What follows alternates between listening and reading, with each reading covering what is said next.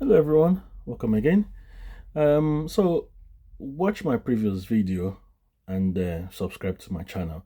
So this is a continuation of my previous video where I mentioned the challenges Nigeria faces and the dissolution of Nigeria as not an advantage, it's a problem. It will just make the problem worse because the same politicians that are ruling from Abuja and are ruling the states as Nigeria will continue to rule when it becomes Oduduwa state, Biafra state, or Ara state. But that's not the reason from this video, a continuation of my previous video. So in my previous video, I mentioned that I will expatiate on my dream Nigeria. So this is what this video is all about.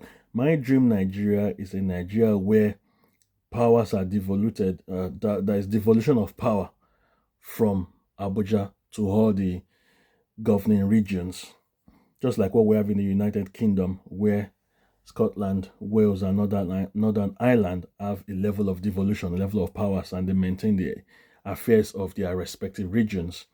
So in this case, Nigeria has 6 geopolitical regions, and power will be devoluted. Power will not be at the center to be devoluted. The power will be transferred to states and local governments. And the benefits are as follows, because I believe Nigeria is stronger together rather than dissolution of Nigeria. Because God has blessed us with abundant natural resources. And like I said, those natural resources need to be harnessed and used for the betterment of everybody. And everyone has to contribute. What's happened in the past is that some states carry the huge burden, like Lagos, like Rivers and other states. But this time around, every region will be given the opportunity to develop and pay reparation to the center. So I will start by saying that power will not be centered in Abuja. So I don't want this video to be too long, so I'm gonna actually let me continue. I'll continue with this video, and after the longer version, I'll break it down to a shorter version. So in the Nigeria that I think is ideal for all of us, I'll start from the north. The northern states are very endowed, and they will provide majorly Nigeria's farming and livestock requirements. We all know that cattle come from far north, Burkina Faso, Mali, and all those countries. They come through Niger as well. They come through Nigeria's borders because this is where the market is. This is where Nigeria is, where the market is. Nigeria is where the population is. So cattle, livestock in general, sheep, cow, and all the rest come from Mali, Niger, Burkina Faso, come through the north, and this can come through Sokoto, Kano, and Katsina states. So those 3 states can provide the farming and livestock requirements for Nigeria, while the others like KB, Borno, and Kaduna can provide the farming needs. We know of KB rice, So having said that, we should know, because I've lived in the north has a major sunlight, so that can be used as a source of providing electricity for Nigeria. Because if you look all the way from west Sokoto all the way to Borno in the east, not in the northeast, they have abundant sunshine. My auntie told me about of our days at the University of Maiduguri, where it's so hot that they have to put water. Imagine you have to put water on your mattress first before you sleep. It's so hot. You have to put water on your mattress before you sleep. So that sunshine can be harnessed to provide electricity. It's abundant enough to provide for the whole of Nigeria. But to make that work, we have to make sure we have solar panels made in Nigeria. There's no point importing it from China and India and all the rest. We have to have solar panels made in Nigeria. It's not difficult. Something that can be done if the investment is there. Also, the battery required is very important. It has to be made in Nigeria. I think it's called inverter battery and the rest. So it's got to be made in Nigeria for this to work. and to benefit Nigeria and Nigerians financially. So electricity can be generated by the north to provide for all of Nigeria, and they don't have to rely on the national grid. A new grid can be built because the current national grid is old and it's out of date. Also, mining rare earth material, there's a lot of that in Kaduna, and there's a lot of gold in Zamfara. Gold, at times when there is flooding, you don't need to dig at all. When the flood clears the topsoil, you see gold straight away in Zamfara. That's why there's a lot of banditry in Zamfara. I don't want to digress. Bandits say they are doing religious wherever, religious persecution, but it's all about money. There's abundant gold in Zamfara. That's why there is continuous banditry in Zamfara, in Yobe, in Borno State, because of they're stealing Nigeria's resources. That's how they're having money to buy guns and stuff. But I don't want to digress.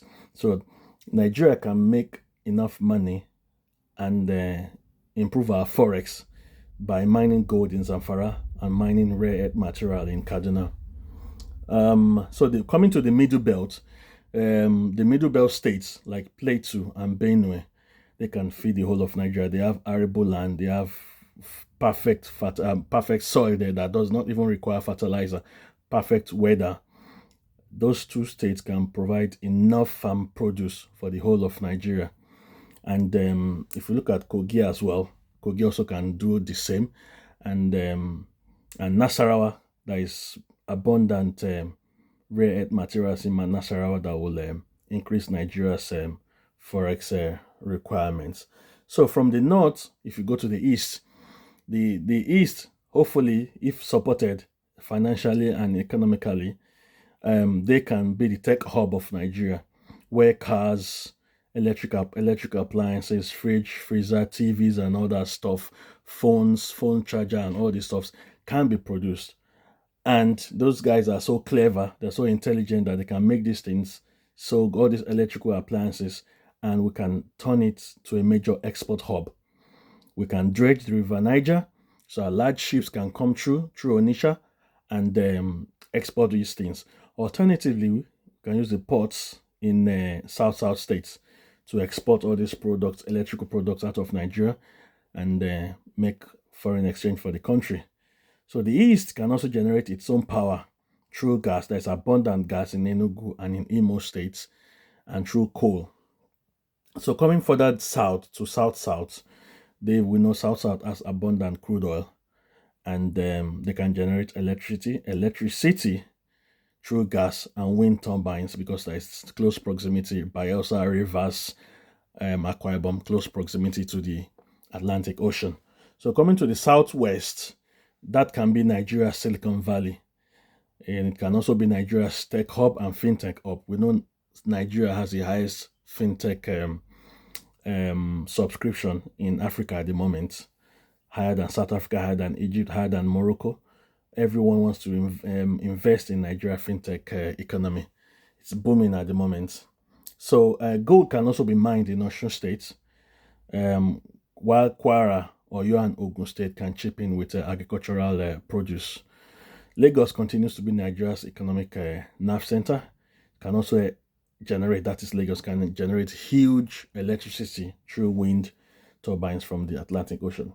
So all the above, this was what should have been done in the 70s when Nigeria got the oil boom.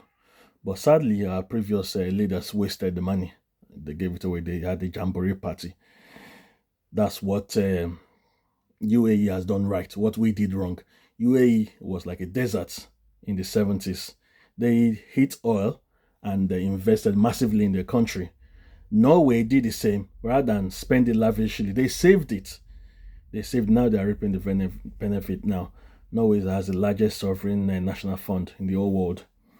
So if the above, as I've outlined, is done, I can guarantee Nigeria will be the third largest economy in 20 years. So thank you for watching. Subscribe, share with your family and friends. And subscription is free. Just hit the subscribe button, hit the bell and the thumbs up. It's free. I can guarantee it's not going to cost you anything. So tell your friends to subscribe as well. Thank you for watching. If you have any comments, if you have any other options or any advice, put it in the comment section. Thank you all.